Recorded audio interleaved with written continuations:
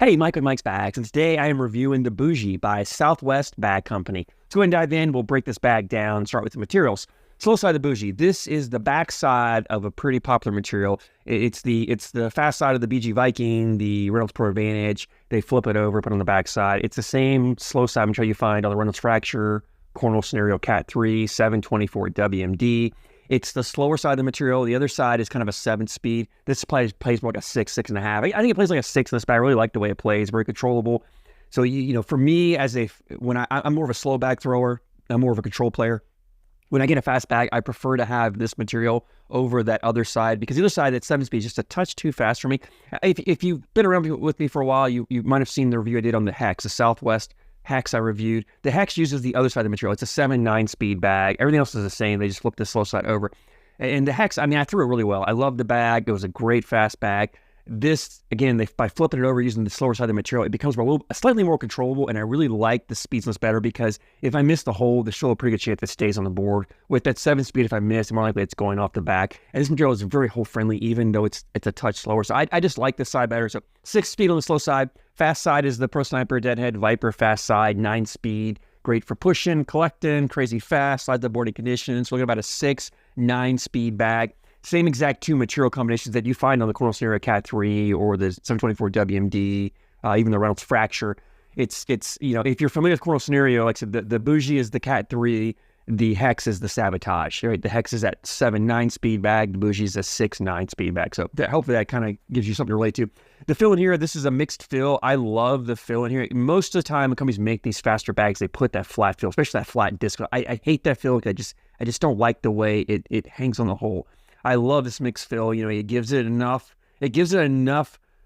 beads, enough filler to still get that drippiness around the hole. Like both these materials are very hole friendly. You get it up by the hole, it just wants to drip in, very hole friendly, but it's still very forgiving. It doesn't have the balance you get with an all bead fill. So if you don't throw the flattest of bags, this bag is very forgiving and that it's not going to punish you. It'll have a little bit of a kick if you put too much angle on it. All bags do, but with the slight angle one way or the other, it doesn't really kick. It lands softly, flattens out as a board. The bag's also a thinner bag, so even though it's probably a medium template, it's not a large template, but it feels like a large template bag, and you've got a fair amount of flop here. It's not an overly floppy bag. You can see there's still some puffiness here, but it does have a decent amount of flop to it, and that flop also helps in that forgiveness when it lands on the board. So it takes away a lot of the balance, a lot of the hop, a lot of the movements. The bag hits, flattens, runs straight up, and goes in the hole. Also, the flop adds to that forgiveness around the hole. Like it just gets that bag wants to just grab the corner. I talk about landing zones all the time, and a bag like this has a really large landing zone. And you can watch these videos as I'm throwing.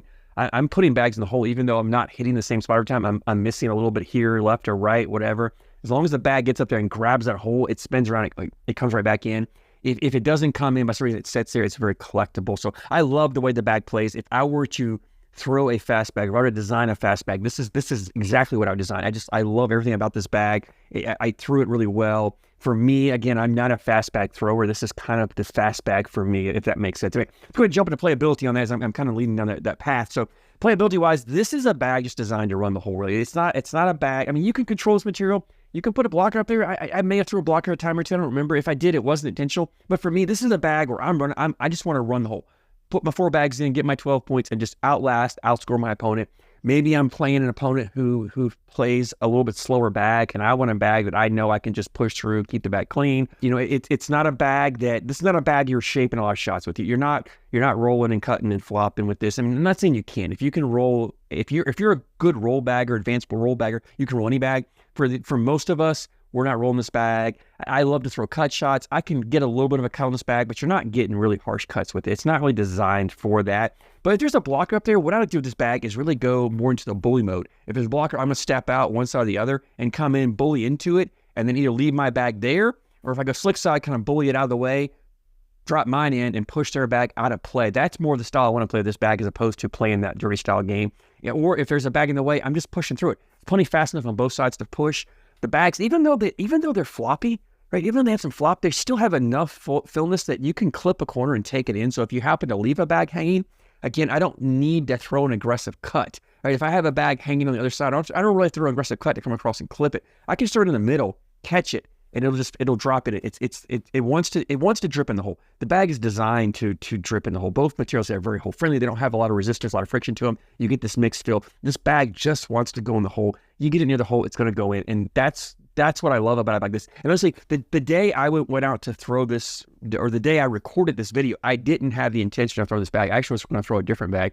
I went out and threw, and I just was off. The bag I was throwing, I just kept missing a little bit left or right, and it wasn't as that forgiving bag, and I was struggling. And it was a beautiful day weather-wise, so I didn't want to abandon, just pack up and not throw, because this time of year, I don't get a lot of great days weather-wise to actually advantage of this. So I went to my car, opened the trunk, and I was looking, because I just keep a lot of bags that I have to review in there. And I saw this bag, like, you know what? This is what I need to throw. And so I pulled it out. And even though, like I said, I wasn't on perfectly, the bag was going in the hole, and it just builds your confidence. As you put more bags in, you get more confidence. And cornhole is a confidence sport. And so for me, once I started putting bags in the hole, I got more confident, I got more consistent, I got better at throwing it, and it was the perfect bag for that situation. And so it's bags like this. If you're out, the way I say all this to say, if you're out throwing, you're out practicing, and you're having an off day, instead of packing up and going home, instead of fighting through and trying to throw a bag or struggle with, get a bag like this. Get a set of these Boujees and go out and throw it. When you're off, you throw this bag, it's going to make up for a lot of your mistakes. If you, like I say, just get in the hole, it's going to go in. And as you put more bags in, you get more confident. It makes it easier to put other bags in. So I love throwing bags like that. Even though I'm not a fast bag thrower, I like to have a fast bag in my backpack. Even at tournaments, I like to have a fast bag, just because if I'm struggling, I just sometimes want to pull a bag out that I know I can just put in the hole. I don't have to worry about trying to push and collect and get cute and fancy. I can just go hole for hole with anybody. In a bag like this, you can go hole for hole. It's plenty fast on the fast side that if you're playing an opponent who has sticky bags, you can push through, get them out of your way, keep the board clean. And so if you're just looking to improve your PPR, if you're looking for, ghost holios or deca rounds or stuff around holios, whatever, this Boujee is a perfect bag for that. It's going to improve your PPR. So all in all, I love this bag. I highly recommend it if you're looking for a fast bag. Maybe you're not a fast bag thrower, but you like to throw kind of that meme speed bag, something like those Deadhead, Surefire, something like that. You want something like touch faster. This Boujee is a great step up for that. If you're a fast bag thrower and you're looking for a bag that's a touch slower, maybe you want a bag, maybe you throw the Hex, or you throw a Viper, or you throw a Sabotage. You're looking for something that's maybe just a touch slower for when boards get really fast. This Boujee is a great option for you. And that leads me to availability. And Southwest does, they have a Facebook page. I'll put a link description for that, where you buy the bags, as well as that. There's a fan group as well. I'll put a link to that if I remember that correctly. I'll put a link down there also for that. The bags run, I think $85 is about where they run shipped to you. And these Boujees do come. You can get these unstamped, like these are unstamped, or you can get them with the ACO stamp. So you play an ACO event, you can throw the Boujee in the ACO as well. So you can get them with or without the stamp. $85.